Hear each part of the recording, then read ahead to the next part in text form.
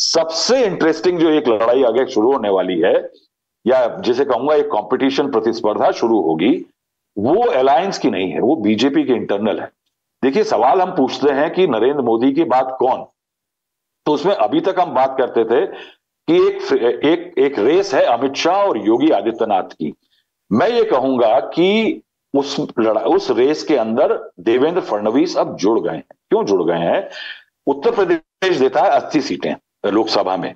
उसके बाद सबसे बड़ी स्टेट है महाराष्ट्र, 48 सीटें देता है। अगर मैं ये आर्गुमेंट कहूं कि बीजेपी के बहुत सारे और चीफ मिनिस्टर हैं, तो मैं ये कहूंगा कि वो राजनीतिक रूप से इतने पॉलिटिकली सक्षम नहीं है, या इतने एग्रेसिव नहीं है, या उनकी इमेज नहीं है कि वो उस रेस का हिस्सा बन सके।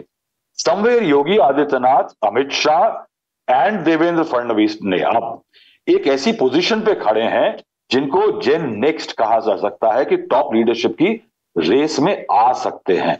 और ये उनका रेस में आ जाना एक अलग पैरेलल डायमेंशन चलाएगा। यानी 5 साल वो कितना अच्छा काम करते हैं, क्योंकि लोकसभा और विधानसभा के चुनाव लगभग साथ होते हैं, और अगर 5 साल के बाद जगह खाली होती है, तो मैं ये कहूंगा कि यहां से एक सक्सेशन रेस जो है, वो भी एक एलिमेंट जो है, वो देवेंद्र फडणवीस के लिए एक बैक ऑफ द माइंड में रहता है ना, कि ये मेरे को अगर है, तो कहीं ना कहीं वो भी एक फैक्टर देवेंद्र फडणवीस के दिमाग में रहेगा। और कहीं ना कहीं ये भी हो सकता है कि काफी बातें, अगर हम भी कहते हैं ये बात कि there is a friction between Yogi Adityanath and Amit Shah, तो अगर वो इस रेस के कारण यहां फ्रिक्शन है, तो क्या वहां भी फ्रिक्शन क्रिएट होगा?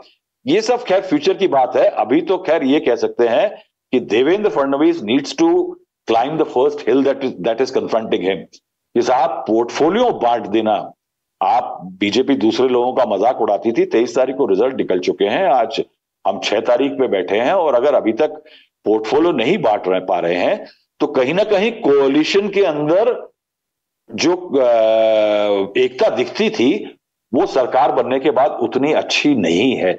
और अगर उतनी अच्छी नहीं है, कहीं ना कहीं दिल में खटास है, तो क्या वो आगे इंपैक्ट करेगी? I think that's the first challenge he has to break.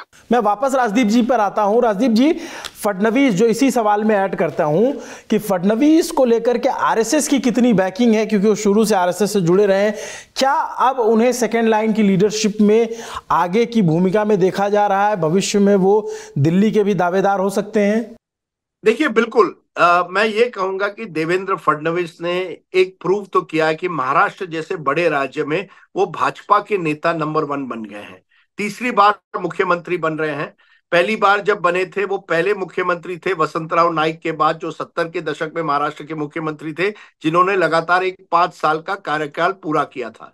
उसके बाद तो 5 दिन की सरकार बनी, और जब 5 दिन की सरकार बनी, तब देवेंद्र फडणवीस के पॉलिटिकल करियर को बहुत बड़ा सेटबैक पहुंचा, क्योंकि एक ऐसी इंप्रेशन गई कि ये बहुत महत्वाकांक्षी है, कुछ भी करेंगे, सरकार में आना है किसी भी हालत में।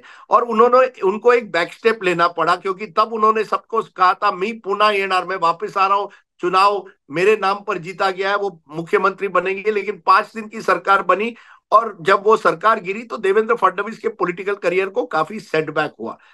उसके बाद जब लोकसभा में केवल 9 सीटें आई, आपको याद होगा, देवेंद्र फडणवीस ने तो कहा था कि मैं इस्तीफा दूंगा। और मैंने उनको पूछा था, क्या आप सीरियस थे? उन्होंने कहा, वाकई मैं सीरियस था, मुझे लगा कि जो हुआ है, मैं जिम्मेदारी लेना चाहता हूं।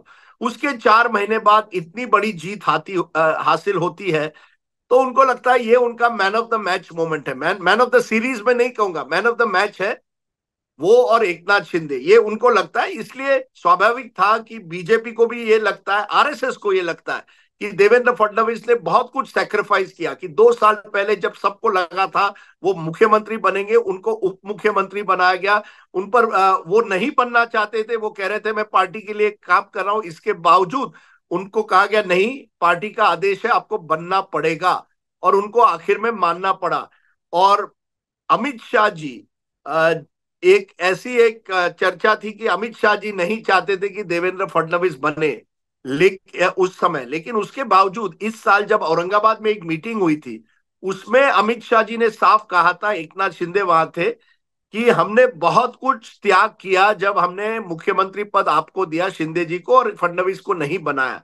तो एक इशारों इशारों में एक बात थी कि अगर बीजेपी को अच्छी जीत होती है तो फडणवीस फ्रंट रनर है, और यही हुआ है, फडणवीस मुख्यमंत्री बने हैं। जब आप महाराष्ट्र जैसे राज्य के तीसरी बार मुख्यमंत्री बनते हैं और इतनी बड़ी जीत हासिल करते हैं, तो स्वाभाविक है कि चर्चा होगी क्या सेकंड रंग लीडरशिप में आप आगे, अब आपका नंबर आया है या नहीं।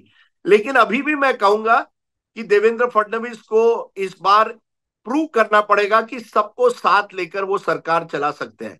पिछली बार उन पर यही आरोप लगा कि कई बीजेपी के लोग भी प्राइवेटली कहते थे कि देवेंद्र फडणवीस की राजनीति केवल उन पर केंद्रित थी, वो दूसरों को साथ लेकर नहीं चल रहे थे। फिर वो पंकजा मुंडे हो, विनोद तावड़े हो, कई नेताओं पर ने कहा, ने प्राइवेटली कहा है कि देवेंद्र फडणवीस उनको साथ लेकर नहीं चलते थे, और विपक्ष को भी ऐसा लगा कि देवेंद्र फडणवीस दूसरों को खत्म करने में लगे हुए हैं। फिर वो शरद पवार हो या बाकी नेता हो, उनको कहीं ना कहीं एक वन मैन शो है। इस बार उनको दिखाना पड़ेगा कि वो सबको साथ लेकर चल सकते हैं। और आप जानिए, देवेंद्र फडणवीस ब्राह्मण होकर मराठा डोमिनेटेड राजनीति में ऑपरेट करना इतना आसान नहीं है। आज भी मराठा आरक्षण का जो मुद्दा है वो अभी भी ज्वलंत है। अभी भी आपको याद दिला दे कि मराठवाड़ा में पूरी तरह से देवेंद्र फडणवीस वहां जाकर कैंपेन नहीं कर पाए। औरंगाबाद में गए लेकिन बाकी इलाकों में नहीं गए।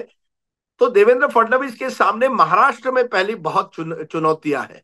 अगर देवेंद्र फडणवीस एक 5 साल, अगले 5 साल सफल मुख्यमंत्री बनकर महाराष्ट्र को एक बार फिर एक अच्छे स्थान पर लाते हैं, जो डिक्लाइन हुई है आर्थिक दृष्टि से महाराष्ट्र में, उसको नंबर 1 पंक्ति में एक बार फिर लाते हैं, तो मुझे जरूर लगता है कि देवेंद्र फडणवीस को आप तब कह सकते हैं कि वो एक तरह से नेशनल लीडर की तरफ बढ़ रहे हैं। अभी तक उन्होंने कभी नेशनल लेवल पर कुछ किया नहीं, पर याद होगा आपको, नरेंद्र मोदी ने भी कुछ नेशनल लेवल पर, वो कोई मंत्री नहीं बने थे जब वो प्रधानमंत्री बने। मुझे लगता है कि आरएसएस ने तय किया है कम से कम देवेंद्र फडणवीस को एक और मौका मिलना चाहिए, अपनी एक छवि बनाने के लिए, अपना एक अस्तित्व बनाने के लिए, अपनी एक पहचान बनाने के लिए। अगले साल 100 साल हो रहे हैं आरएसएस के। आप सोचिए, नागपुर का एक लड़का जिसके फादर एमएलए थे, जो आरएसएस से जुड़ा हुआ है, वो मुख्यमंत्री महाराष्ट्र का है। ये आरएसएस के लिए बहुत बड़ी बात है। अब बाकी कौन लीडर्स है उस लाइन 50+ में कौन है? Amit Shah is close to 60, इस साल वो 60 हो गए हैं। योगी आदित्यनाथ का नाम आता है। आपने शिवराज सिंह चौहान की बात की, जानिए शिवराज सिंह चौहान झारखंड में इंचार्ज थे हेमंत बिस्वा शर्मा से, वहां बीजेपी को हार मिली है। मुझे लगता है देवेंद्र फडणवीस जरूर, अगर 5 साल महाराष्ट्र में अच्छी तरह से सफल तरीके से वहां कमान संभाल पाएंगे, तो जरूर वो सेकंड लाइन लीडरशिप में आते हैं।